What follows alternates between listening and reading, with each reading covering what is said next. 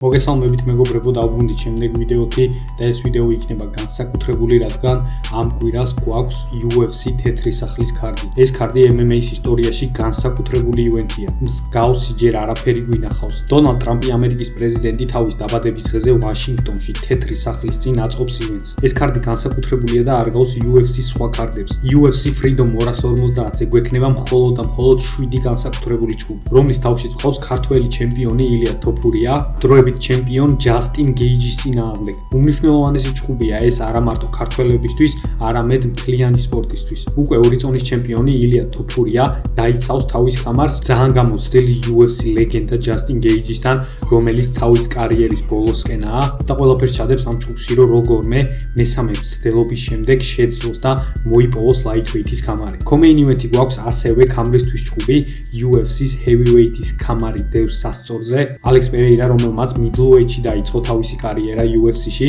მოიპოვა ხამარი იქ, ავიდა light heavyweight-ში, იქაც აიღო და შეეცდება პირველად UFC-ის ისტორიაში გახდეს 3 სხვადასხვა წონის ჩემპიონი. მას ამაში ხელს შეუშლის სირილ განი და შეეცდება უკვე მეორეჯერ მოიპოვოს UFC-ის heavyweight-ის ინტერიმ ხამარი. ქარდზე ასევე გვყავს UFC სუპერსტარი შონ ომალი, bantamweight-ის ყოფილი ჩემპიონი, 7 ბრძოლიანი გამარჯვებათა სერიაზე მყოფი ეიმენ ზაჰაბის წინააღმდეგ. რიგით მეოთხე ბრძოლა ამ ქარდზე იქნება პრეზიდენტი დონალდ ტრამპის ფავორიტი მებრძოლი heavyweight დერიკ ლუისი დაუმარცხებელი ჯოშ ჰოგიტის წინააღმდეგ, რომელმაც ისეთი ჰაიპი შექმნა, რომ მოიპოვა ბილეთი წლის საუკეთესო ქარდისთვის. ქარდზე ასევე გვაქვს ელიტარული ბრაზილიელი სტრაიკერი მაურისიო რუფი ამერიკელი მაიკლ ჩენდლერის წინააღმდეგ. ასევე ვიხილავთ ბონი კალს, ამერიკელ ფინომ რესლერს, რომელიც ბიძიადანას ფავორიტია და ესეთ დიდ ქარდებს არასდროს არ მაზავს. მისი მეტოქე იქნება ასევე ამერიკელი კაილ დაუკაუსი, რომელიც 4 წლის წინ UFC-დან გაუშვეს, წინა წელს დაბრუნდა, მეორე სუთქვა გაეხსნა და ახლა სულ სხვა მებრძოლად გვევლინება. და ბოლოს ქარდს გახსნის ბენგერი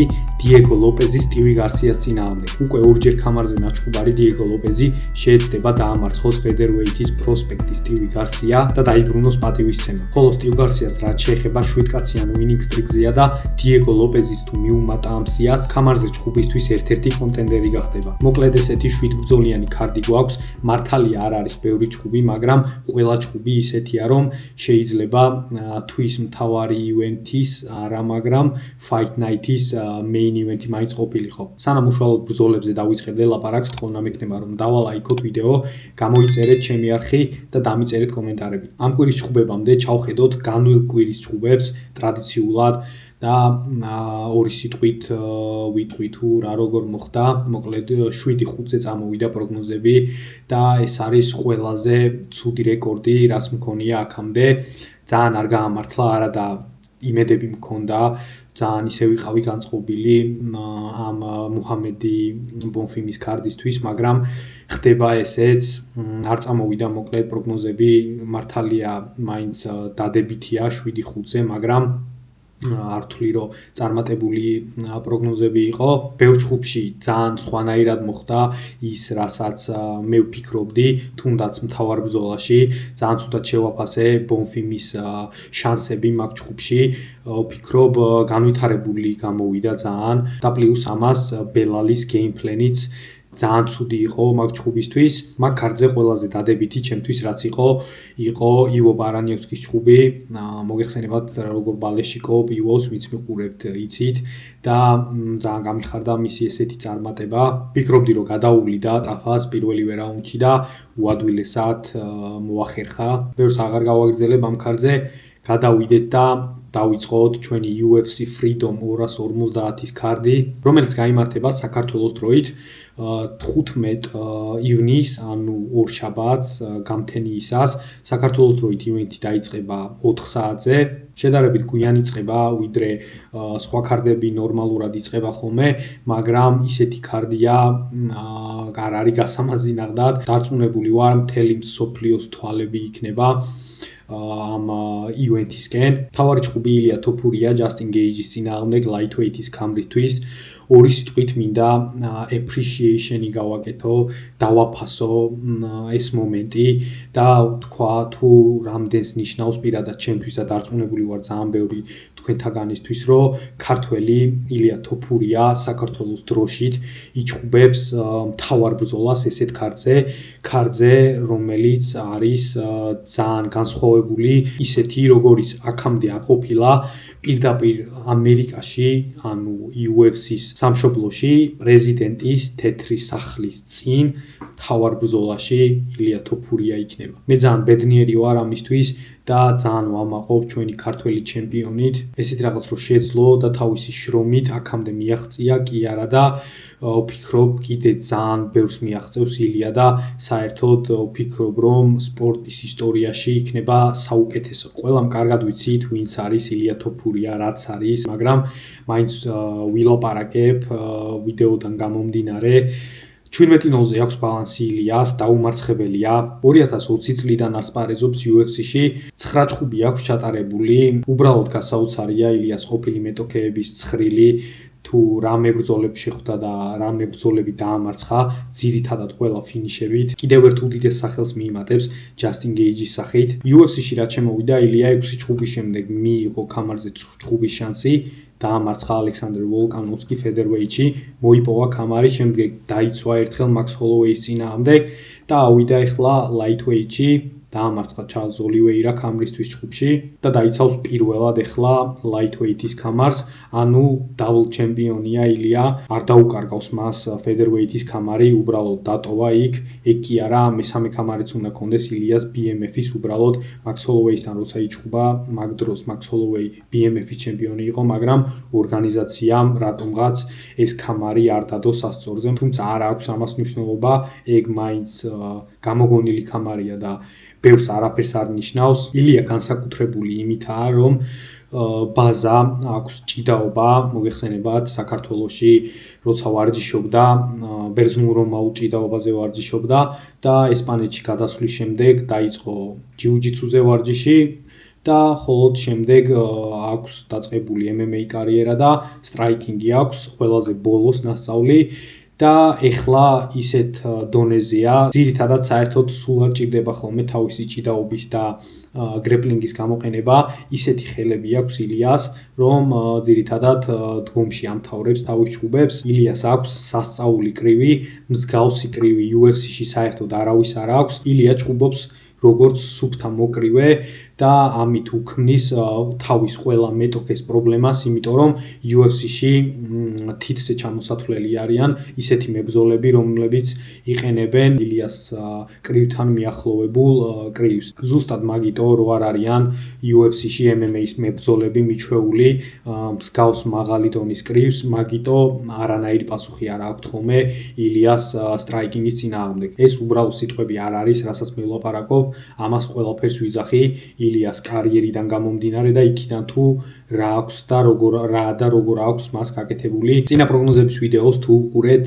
მსგავსად იქ ვახსენე ილია და ვთქვი ივო ბარანევსკის, როცა განვიხილავდი ივოზე, ვთქვი რომ მებრძოლი MMA-ში ჩემი აზრით ყველაზე საშიში მაშინ არის, როცა რაღაც ხელოვნება აქვს თავის ბაზად და ეხლა UFC-ში მაგ ბაზის გამოყენება არ უწევს, იმიტომ რომ ახალი სპორტის სახეობა აქვს შეთავსებული და იმ ახალ ნასწავლ სპორტის სახეობას იყენებს უმაღლეს დონეზე. ილიას შემთხვევაში გამოდის მისი ბაზა, ჭიდაობა და გრეპლინგი და მას აქვს ბოლოს, ასე ვთქვათ, ნასწავლი, შესწავლილი, თუ შეიძლება ითქვას, კრივი. ჯასტინ გეიჯის რაც შეეხება ადამიანი ჰაილაითი, ჯასტინ გეიჯი, რომელსაც თავის UFC-ს კარიერაში 15 ჩატარებული ბრძოლიდან აქვს აღებული 13 ბონუსი და ამ 13 ბონუსიდან ორ ჩხუბში აქვს აღებული დაბლ ბონუსი, ანუ Performance of the Night-ის და Fight of the Night-ის ერთად. ჯასტინ გეიჯი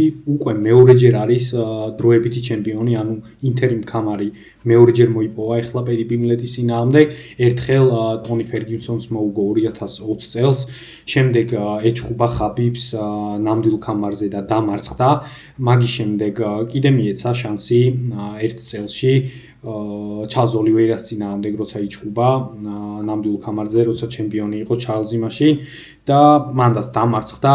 ეხლა იქნება მესამეჯერ შანსი, რომ მოიპოვოს კამარი, ნამდვილი კამარი lightweight-ის. მართალია ბევრად დაბალი შანსები ექნება ეხლა ვიდრე წინა ორ ჩხუბში ჰქონდა. საბოლოო ჯამში შეიძლება ითქვას, რომ ბოლო გაფართხალებაა და ბოლო მცდელობაა გეიჯისთვის ეს, იმიტომ რომ 37 წლის ასაკშია, საკმაოდ დიდი დრო აქვს ჩხუბში გატარებული, 27-5-ზე აქვს, თან ისეთი სტილი აქვს გეიჯის, რომ სულ ომები აქვს გამოვლილი, 2017 წლიდან არის UFC-ში. ძალიან დიდი შანსია, რომ საერთოდ ეხლა თუ დამარცხდა, საერთოდ გავიდეს პენსიაზე და რიტაირმენტი გამოაცხადოს. დასტინ პორიესთან აქვს BMF-ის კამარი მოგებული, ანუ BMF-ის ჩემპიონიც იყო ეს კაცი.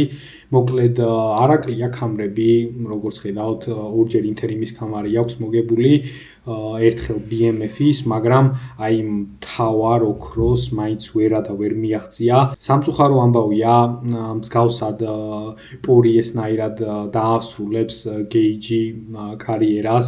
პორიემას მოგეხსენებათ, ძალიან ბევრჯერ ცადა, მაგრამ ვერ მიაღწია. ლეგენდაა გეიჯი ჩვეულებრივი, არ ვიცი მე რომელ MMA ფანს არ მოსწონს გეიჯის სტილი და ვინ მაზავს საერთოდ მის ჩხუბებს. მნიშვნელობა არ აქვს ვის ეჩხუბება, გეიჯი ყოველთვის სანახაობრივი ჩხუბია და ზუსტად ეს ჩხუბიც დარწმუნებული ვარ ძალიან სანახაობრივი იქნება, არ აქვს მნიშვნელობა რამდენი ხანი გაგრძელდება. სტილს რაც შეეხება, გეიჯი არის სუფთა ბროლერი და ისეთი მებრძოლი, რომელიც როცა იგებს ჩხუბს, არ აქვს მნიშვნელობა, თითქმის ყველა ჩხუბში ზიანდება, ანუ ერთს იღებს და მეორეს უკანაბრუნებს. ესეთი სტილი აქვს საერთოდ და მსგავსი სტილი ილია თოფურიასთან არის დამღუპელი. იმიტომ რომ ილიასთან გაცვლებში ვინ შევიდა, ყველას თავი გაძვრა და ჯასტინ გეიჯისაც ზუსტად იგივე მოელის. მართალია არის ძალიან პატარა შანსი იმისი, რომ რაღაც ყარაულის თოფივით გაუტაროს, გაუვარდეს გეიჯის და გაარტყას ილიას, მაგრამ ნახეთ ჩვენ, რომ მით უმეტეს რაც lightweight-ში ავიდა ილია, მისი ყბა ძალიან გამძლეა, გახსოვთ ალბათ ჩარლზ ოლივეირასთან ჩხუბში დაწყებისთანავე, თავიდანვე ჩხუბში თვითონ არ ჩანდა, მაგრამ გამეორებაზე მერე ყველამ კარგად ნახეთ, რამხელა იდაყვი გაუტარა ჩარლზმა ილიას. ილიამ შეჭამა ნამცხვარივით, არც შებარბაცებულა, რა ვიცი, 90% ალბათ, მაგ იდაყვის შემდეგ დაეცემოდა, ავიდა lightweight-ში და იმდენ წონას აღარ იკლებს featherweight-ისთვის, მისი ყბა უფრო გაძლიერდა, გამტანობა უფრო განუვითარდა, მოგეხსენებათ, როცა ბევრს იკლებენ ხოლმე მებრძოლები წონას, მათი ყბა უფრო სუსტდება, იქიდან გამომდინარე, რომ წინა დღეებში ორგანიზმში წყალი თითქმის არ არის, ტვინს არ მიეწოდება და ადვილად ითიშება ტვინი. ამ ჩხუბში ნახდა და ვფიქრობ, რომ გეიჯიმ ჭიდაობა ცადოს, არ უყვარს გეიჯის დიდად ჭიდაობა, მართალია მასაც ჭიდაობის ბაზა აქვს თავიდან, ჭიდაობით აქვს დაწყებული, მაგრამ აგერ უკვე რამდენი წელია საერთოდ მიატოვა ჭიდაობა და საერთოდ აღარ იყენებს. ძირითადად თუ იყენებს ხოლმე თავის ჭიდაობის გამოცდილებას იყენებს დაცვისთვის, ამ takedown defense-ისთვის. არც ილია ესე ჭიდაობას არ დაუწყებს, გვექნება გაცვლები და მგონია, რომ ილია თავიდანვე პირველ რაუნდში რაღაცას გაუტარებს გეიჯის და უბრალოდ გათიშავს. გეიჯის წინა ჩხუბში სიმართლე გითხრათ, პედი პიმბლეტთან მოგეხსენებათ კამარი, პედის მოუგო ინტერიმის კამარი, 5 რაუნდი იჩხუბეს და საერთოდ არ მომეწონა გეიჯი. მართალია დააზიანა პედი და აშკარად მოუგო ეგ ჩხუბი, მაგრამ ისეთ მოძრაობებს აკეთებდა დგომში და იმდენ შანსაძლევდა პედი პიმბლეტს. პედი პიმბლეტი თუ ახერხებს და გიტარებს დარტყმებს, ილია ერთს ეგეც რო დაგარტყავს, უბრალოდ ვერ აიტან, თუ პედის დარტყმებს იტანდი, თან აი გეიჯის რაც უყვარს, თავს რო ხრის ქვემოთ, აი მან ილია აფერქაც რო ჩაუსვავს, ვეღარც აწყობენ გეიჯის რინგზე რა. კოეფიციენტებს რო ჩავხედოთ, უდიდესი ფავორიტია ილია თოფურია 1 და 15 აქვს, ჯასტინ გეიჯის აქვს 5 და 25 და როგორც თქვი, ჩემი აზრით უბრალოდ განწირულია ამ ჩხუბში გეიჯი, ჯასტინ გეიჯი და რა თქმა უნდა, ჩემი პროგნოზი იქნება ილია თოფურია პირველივე რაუნდში. გადავიდეთ შემდეგ ჯგუფზე, ანუ co-main event-ზე, რაც გვაქვს ალექს პერეირა სირილ განის წინააღმდეგ UFC-ს heavyweight-ის დროებითი გამრისთვის. მოგეხსენებათ, სირილ განმა წინა ჯგუფი ნამდვილი გამრისთვის იჩხუბა ნამდვილ ჩემპიონთან ტომას პინალის წინააღმდეგ და პირველ რაუნდში no contest-ით დასრულდა იქ ჯგუფი, იმიტომ რომ სირილ განმა თავისი ბინძური ტექნიკა გამოიყენა. თვალში ჩათხარა თითები ტომას პინალს და ვეღარ შეძლო მაგ ჯგუფის გაგრძელება, ეგ კი არა, ოპერაციები გაიკეთა. საერთოდ ვერ ხედავდა რაღაც პერიოდი მაგ თვალიდან, ეხლაც როგორც იძახიან და როგორი ინფორმაციაც არის, ჯერ სრულყოფილად ვარჯიში არც კი დაუწყია, ანუ ეს სპარინგით არ სპარინგობს, იმიტომ რომ ჯერ კიდევ პრობლემები აქვს თვალთან. იჩხუბებენ მოკლედ განი და პერეირა ეხლა დროებითი გამრისთვის და მათი გამარჯვებული ავტომატურად შეხვდება ტომას პინალს. სირილ განი აქამდე იყო უკვე დროებითი გამრის მფლობელი ერთხელ დერეკ ლუის მოუგო 2021 წელს და შემდეგ ნამდვილ გამარზე ეჩხუბა ზუსტად განუს და დამარცხდა. მოგეხსენებათ 2022 წელს 5 რაუნდიანი decision-ით დამარცხდა განი მაგ ჯგუფში. იმის შემდეგ ტაიტო ივასას მოუგო ერთი ჯგუფი და შემდეგ კიდევ ჰქონდა შანსი ჯონ ჯონს ეჩხუბა და ჯონსმა პირველივე რაუნდში 2 წუთში გილიოტინით დააფინიშა ის. იმის შემდეგ ორი ჯგუფი აქვს მოგებული ზედიზედ, მესამე ეს no contest-ი ტომას პინალთან რაც ჰქონდა და ეხლა კიდევ ერთხელ შეეცდება მოიპოვოს ქამარი. მგონია ძალიან აფავორიტებს საერთოდ UFC მას, უბრალოდ იმიტომ რომ ფრანგი მებრძოლია და UFC სურს რომ საფრანგეთის ბაზარი გაზარდოს, თვალები ამოთხარა ტომას პინალს და ეს პირველი შემთხვევა არ ყოფილა ძველ ჯგუფებსაც რო ჩავხედოთ, სულ ყოველთვის ბინზურად ჯგუფობს სირილ განი და თავის მეტოქეებს სულ მსგავს ბინზურ დარტყმებს უტარებს ხოლმე, ან საზარდულში, ან კეფაში და იმის მაგივრად რომ ამის გამო დაისაჯოს, აქეთ აჯილდოვებს UFC, რაც ძალიან არ მომწონს, მაგრამ UFC ესე მუშაობს, მე არავინ არ მეკითხება რა მომწონს და რა არ მომწონს. განის მეტოქეს რაც შეეხება ამ ჯგუფში ალექს პერეირას, ალექს პერეირა middleweight-ში დაიწყო კარიერა UFC-ში. კიკბოქსიორი არის, მოგეხსენებათ, კიკბოქსინგიდან გლორის ჩემპიონი იყო ალექსი. 2021 წელს შემოვიდა UFC-ში და სულ რაღაც 3 ჯგუფის შემდეგ მიიღო ქამარზე ჯგუფის შანსი ისრაელ ადესანიას წინააღმდეგ. ისრაელ ადესანიასთან მას ჰქონდა ისტორია კიკბოქსინგში და იდეაში სულ მაგიტო დაიწყო MMA კარიერა და UFC-ში მაგიტო შემოვიდა, რომ ისრაელ ადესანიასთან იჩხუბა და უმაგრეს ჯგუფში მეხუთე რაუნდში ჯგუფში რომელსაც აგებდა დააფინიშა, მოახერხა TKO გაუკეთა ადესანიას, მოიპოვა ქამარი. შემდეგ UFC-ში რემატჩი ადესანიას კიდევ ერთხელ ეჩხუბა, წააგო აიღო რევანში ადესანიამ და ამის შემდეგ ავიდა ერთი წონით მაღლა light heavyweight-ში, ერთი ჯგუფი იქ იჩხუბა ჯერ და მერე შემდეგ ეგრევე ქამარზე ჯგუფი მიცეს, მოიპოვა ქამარი, სამჯერ დაიცვა, წააგო მერე ეს ქამარი ანკალაევთან და დაიბრუნა ისე უკან რემატჩი ანკალაევის წინააღმდეგ. ეხლა ადის heavyweight-ში და შეეცდება ისეთ რაღაცას, რაც UFC-ის ისტორიაში არც კი უცდია არავის, რომ ორ სხვადასხვა წონაში ქამარი მოეგოთ, გასულიყვნენ მესამე წონაში და იქაც ჩემპიონები გამხდარიყვნენ. ანუ ისტორიას წერს ჩვეულებრივად ალექს პერეირა, თან სუპერსტარია UFC-ის ეხლა ილიასთან ერთად მსგავსი სიდიდის სუპერსტარი UFC-ის სხვა არავინ არ ყავს. ძალიან თანაბარი ჯგუფი გვაქვს ეს, კოეფიციენტებიც მეთანხმები არ ამაში, 1.93 აქვს პერეირას, განეს აქვს 1.93. ეს არის ყველაზე ახლო კოეფიციენტები ამ ქარტზე და ბუკმეიკერების აზრით ყველაზე ახლო ჯგუფი. ორივე სტრაიკერია და ეს ჯგუფი დიდი ალბათობით გაიმართება ფეხზე. ვფიქრობ სირილ განს უპირატესობა ის ექნება ამ ჯგუფში, რომ heavyweight-ია და მთლიანი კარიერა თავისი heavyweight-ში აქვს ჩატარებული, ხოლო ალექს პერეირასთვის ეს რაღაც ახალი გამოცდილება იქნება. მართალია, დიდი არის ძალიან და საერთოდ არ ჩამოუვარდება არც სიმაღლით და არც ზომით და არც წონით განეს, მაგრამ მაინც დაბალ წონაში აქვს ნაჩხუბარი. ჩვეულია შედარებით პატარა ზომით, მაინც შედარებით პატარა ზომის მეტოქეებს, თუმცა პერეირა სტრაიკინგი არის ელიტარული და ძალიან ჩვეულებრივად შეიძლება ვფიქრობ, რომ დაამარცხოს სირილ განი. ვფიქრობ, გაიწელება ცოტა ეს ჩხუბი და ვფიქრობ, რომ ძალიან დიდი შანსია, რომ საერთოდ 5 რაუნდი ვიხილოთ. ზუსტად ამიტომ გავაკეთებ ფიქს და ვიტყვი, რომ ამ ჩხუბში იქნება 2.5 რაუნდზე მეტი. ესე მებრძოლის არჩევა მიჭირს ამ ჩხუბისთვის.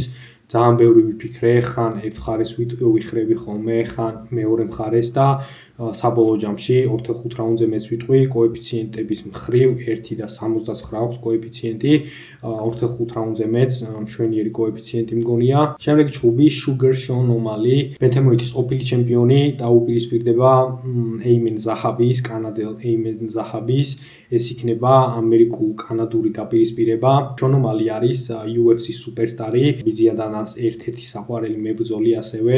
მოგეხსენებათ, ქამარი მერაბ დვალიშვილთან დაკარგა თავისი ქამარი და შემდეგ ეგრევე მისცეს რემატჩი, მიუხედავად იმისა, რომ ბევრი ვერაფერი გააკეთა იმ პირველ ჩხუბში და არ მიცეს შემდეგ დასამტკიცებელი ჩხუბი, რომ დაემტკიცებინა, რომ იმსახურებდა რემატჩს, ეგრევე მიცეს რემატჩი და მერაბმა აჩვენა, რომ შეცდომა იყო დააფინიშა მეორე ჩხუბში მერაბმა, მაგრამ მერაბმა მოუგო სუფთა ჭიდაობით. ეს არის, ვფიქრობ, Sean O'Malley-ის სისუსტე და Sean O'Malley-ის დამარცხება შესაძლებელია ჭიდაობით. დგომში არის ურთულესი Sean O'Malley-ის დამარცხება. შუგას აქვს გამარჯვება მოპოვებული ეხლანდელ ჩემპიონთან, პიტერ იანთან, რომელიც ჩხუბიც ძირითადად მაინც დგომში გაიმართა. მართალია ძალიან ახლო იყო პიტერ იანთან, მსგავსი ახლო ჩხუბიც ძალიან ბევრს ნიშნავს ჩემი აზრით. ამ ჩხუბში არ აქვს, ვფიქრობ, O'Malley-ის იმის საშიშროება, რომ Zahabi მას ეჭიდავება. ზუსტად ამიტომ ვფიქრობ, ფავორიტია O'Malley ამ დაპირისპირებაში. Aiemann Zahabis რაც შეეხება, 7-კაციანი winning streak-ი აქვს. Zahabi ნელ-ნელა ადის ახლა მაღალ დონეზე და Sean O'Malley-ის მსგავს მეტოქეებთან არ უჩხუბია აქამდე. ძირითადად სტრაიკერია, ძალიან ჭკვიანი მებრძოლია. მისი ძმა Firas Zahabia ერთ-ერთი ყველაზე გამორჩეული მწვრთნელი MMA-ში, GSP-ის მწვრთნელი იყო. წინა ჩხუბი Zahabi, როცა მოიგო Marlon Veras წინააღმდეგ, მის შემდეგ გამოიწვია Sean O'Malley და აგერ მიიღო რაც უნდოდა თან როგორ ქართზე. ძალიან მაგარი შანსია ეს Zahabისთვის, რომ მოიხვეჭოს სახელი და ვფიქრობ, ამ ჩხუბში გამარჯვების შემდეგ ძალიან ჩვეულებრივად ქამრის კონტენდერი შეიძლება რომ გახდეს, თუმცა ვფიქრობ, რომ მოახერხებს Sean O'Malley და დაამარცხებს მას ამ დაპირისპირებაში. ვფიქრობ, თუ Sean O'Malley-ს არ აქვს იმის საშიშროება, რომ ეჭიდავებიან. Wendobi ყოველთვის მის უმაღლეს დონის სტრაიკინგს, ძალიან სწრაფია, ძალიან გრძელი არის საერთოდ ბენთამოითისთვის. დისტანციაზე დაუდგება Zahabis და 3 რაუნდიანი decision-ით დაამარცხებს. 1.21 აქვს O'Malley-ის კოეფიციენტი, ძალიან დიდი ფავორიტია.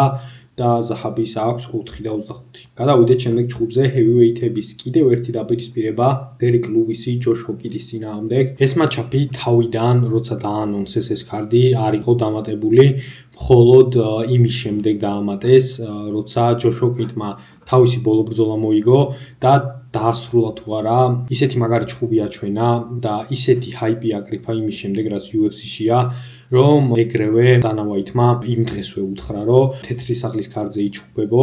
11 აპრილს იჩხუბა ბოლო ჩხუბი Curtis Blaydes-ის წინააღმდეგ და მაგ ჩხუბში აიღო Performance of the Night-ის და Fight of the Night-ის ბონუსი ერთად. ეს იყო heavyweight-ების ისტორიაში მართლა ერთ-ერთი საუკეთესო ჩხუბი, აქამდე რაც კი მინახავს. 3 რაუნდიანი decision-ი დახოცეს ერთმანეთი Blaydes-მა და Hockey-მა.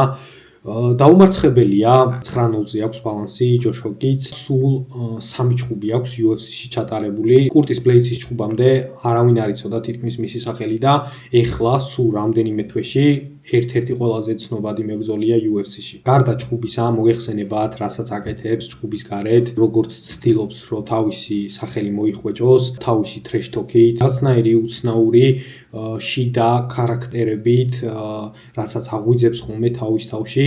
მე სიმართლე გითხრათ, პირადად დიდად არ მომწონს და ჩემთვის ცოტა კრინჯობაა ის, რასაც ის აკეთებს, მაგრამ აშკარად მუშაობს, აშკარად ძალიან დიდი ჰაიპი მოიპოვა ამ ყველაფრით. რინგში ძალიან მომწონს ეს კაცი, მართლა მაღალი დონის სკილები აქვს, მით უმეტეს ჰევივეითისთვის ბაზა აქვს ჭიდაობა. დერეკ ლუის, რაც შეეხება ჩვეულებრივი ჰევივეითის ლეგენდაა, 39-13-ზე აქვს ბალანსი, 51 წლისაა, ასაკშია, კარგად ვერ გამოიყურება, კი არა და საკმაოდ ცუდად გამოიყურება ეხლა უკვე ბოლოსკენ. ძალიან ისეთი journeyman კარიერა აქვს, ხამარზეც აქვს ნაჩხუბარი და წაგებული აქვს. UFC-შია აგერ უკვე 2014 წლიდან. ძალიან დიდი ხანია მართლა UFC-შია და აქვს უამრავი ჩხუბი ჩატარებული. დიდი სკილებით არ გამოირჩევა, უბრალოდ არის უმძიმესი დამრტყმელი და თუ იგებს ჩხუბებს იგებს ხოლმე აი ამ თავისი უდიდესი დარტყმით, ერთი დარტყმით თიშავს, ყველაზე მეტი ნოკაუტი აქვს UFC-ში. ერთადერთი მიზეზი, რატომაც არის ამ ქარდზე, არის ის, რომ დონალდ ტრამპის ფავორიტი მებრძოლია, კაი ურთიერთობა აქვს პრეზიდენტთან და იქიდან გამომდინარე, რომ ჯოშო კიტი ესეთი პროსპექტი აღმოაჩინეს. ჩაუსვეს დერეკ ლუის და იჩხუბებენ უდიდეს სცენაზე, კოეფიციენტებს რო ჩავხედოთ, 1-21 აქვს ჰოკიც, ძალიან დიდი ფავორიტია. ლუისის 4-25-ის წინააღმდეგ და ვეთანხმები ბუკმეიკერებს, ვფიქრობ, რომ დერეკ ლუის ერთადერთი შანსი, რაც ექნება, არის ის, რომ რაღაცა დიდი ფლეშ ოვერჰენდი გაუტაროს და გათიშოს ჰოკიტი, რასაც ნახდად ვერ ვხედავ ამ ჩხუბში, ვფიქრობ, ყველაფერში უნდა აჯობოს ჰოკიტმა. თუ ეჭიდავა, უადვილესად მოუგებს, თუ არ ეჭიდავა, დგომშიც ვფიქრობ, რომ აჯობებს დერეკ ლუის, ზუსტად ამიტომ ჩემი პიკი ამ დაპირისპირებაში იქნება ჯოშო კიტი. შემდეგ ჩხუბი გვაქვს მაურისიო ჰუფი, ბრაზილიელი, ამერიკელი მაიკლ ჩენდლერის წინააღმდეგ. არ მომწონს ეს მატჩაპი საერთოდ, ვფიქრობ, რომ რუფისთვის ძალიან ადვილი იქნება, ვფიქრობ, რომ აუცილებლად დაამარცხებს ჩენდლერს. ჩენდლერი არის უბრალოდ შოუმენი, ის არ ჩხუბობს იმისთვის, რომ მოიგოს, ის ჩხუბობს იმისთვის, რომ შოუ დადგას. არ ვიცი რამდენად მოახერხებს ამ ჩხუბში, რომ დადგას შოუ, იმიტომ რომ რუფი არის უმაღლესი დონის სტრაიკერი, ვფიქრობ, რომ გაარტყავს თავიდანვე რაღაცას რუფი და გათიშავს თავიდანვე ჩენდლერს. მოგეხსენებათ, რომ 11 ივლისს კონორ მაკგრეგორი ბრუნდება International Fight Week-ზე და ვფიქრობდი, რომ კონორს მიცემდნენ ჩენდლერს. ლოგიკურად რო ვფიქრდები, კონორი ეჩხუბება მაქს ჰოლოვეის, ხო? რუფი ეჩხუბება ჩენდლერს.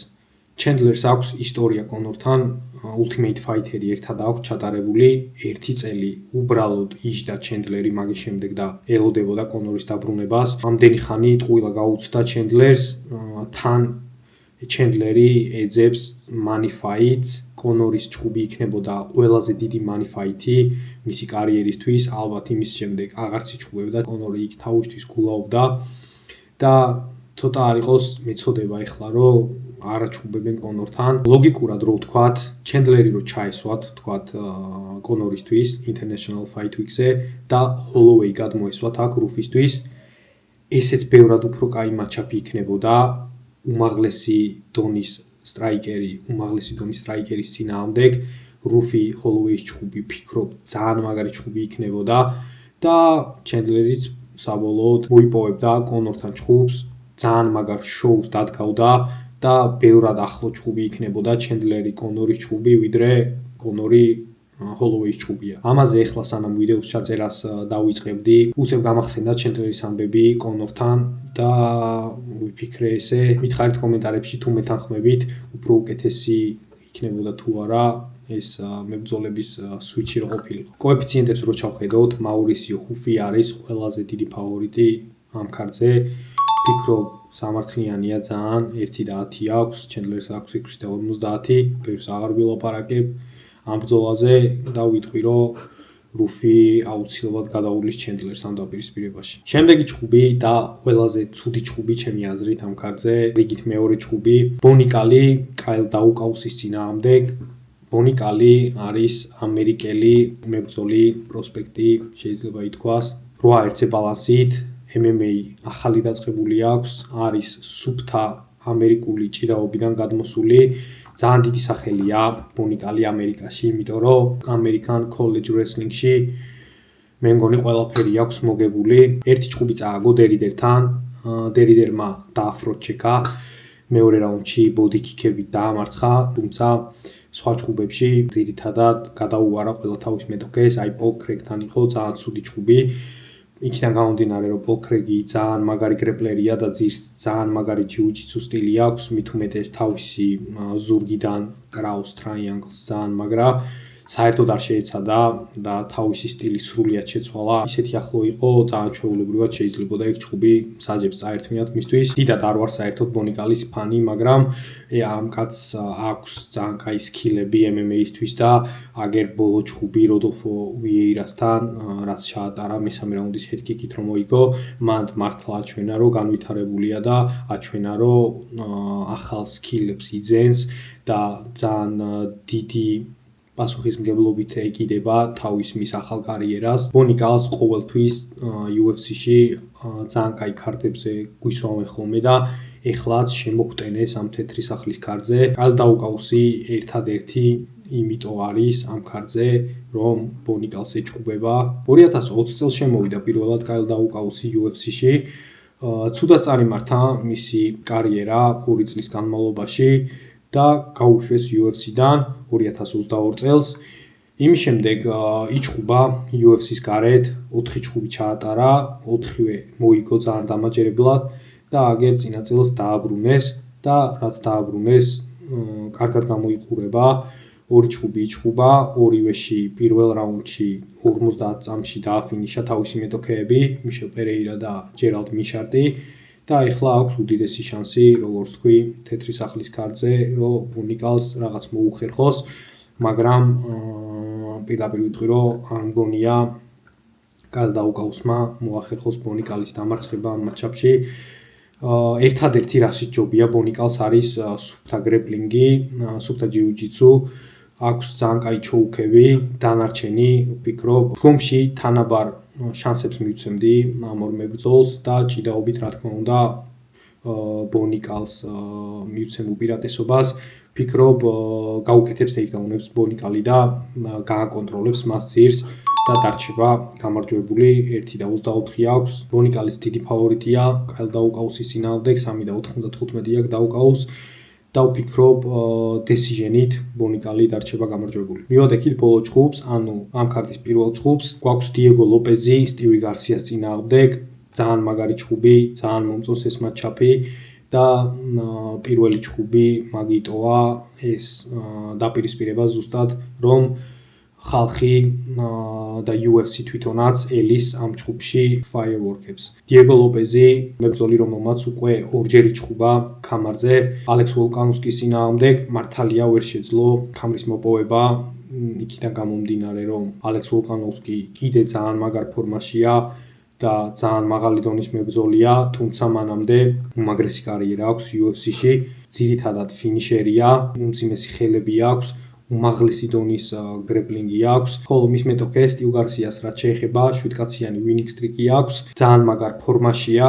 მართალია ეხლა არის სტივ გარსიასთვის ისეთი მომენტი, რომ უმაღლეს დონეზე ავიდა და უმაღლეს დონეზე იწყებს ჭუბს, მაგრამ წინა ჭუბები რაც აქვს მოგებული, ყველა ჭუბში აქვს ნაჩვენები მისი სკილები და ვფიქრობ სტივი გარსია იმსახურებს ფედერვეითის ელიტარულ დონეზე ყოფნას. სტრაიკერია ეს კაცი, მექსიკური კრივი აქვს, მწარე მექსიკური კრივი და ძირითადად აფინიშებს ხოლმე, დგომში აფინიშებს ხოლმე თავის მეტოქეებს, ამ 7-კაციან ვინინგ სტრიქშიც 6 ფინიში აქვს. ვფიქრობ დგომში წარიმართება ეს ჭუბი, იქიდან გამომდინარე რომ ლოპეს უყვარს ძალიან გაცვლები, თუ თვითონ სტივ გარსიამ არცა და ჭიდაობა არ მგონია რომ ლოპეზმა აქეთ შეეცადოს რომ ტეიქდაუნი გაუკეთოს. ვფიქრობ ძალიან მაგარი სანახაობა იქნება და ეს ჭუბი გაახურებს ამ ქარდს.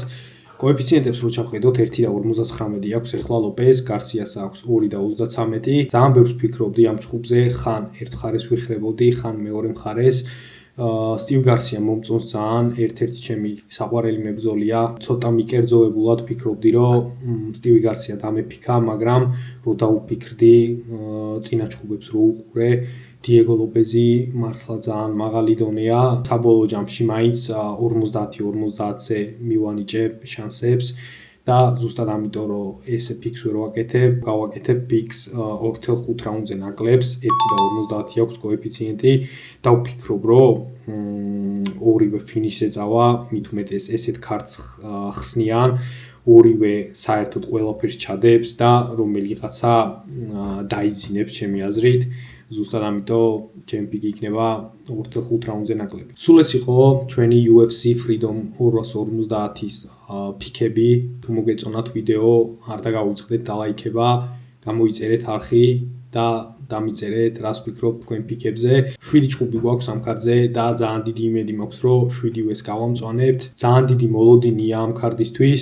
მეც პირადად ახტაცებული ვარ. ერთი სუნი მაქვს, როდის მოვა ბრძოლის დღე. ვიცი რომ განსაკუთრებულად მთელი საქართველო მომართულია და ჩემნაირად ელოდება. მადლობა ყურადღებისთვის. შევხვდებით შემდეგ ვიდეოში. Peace out.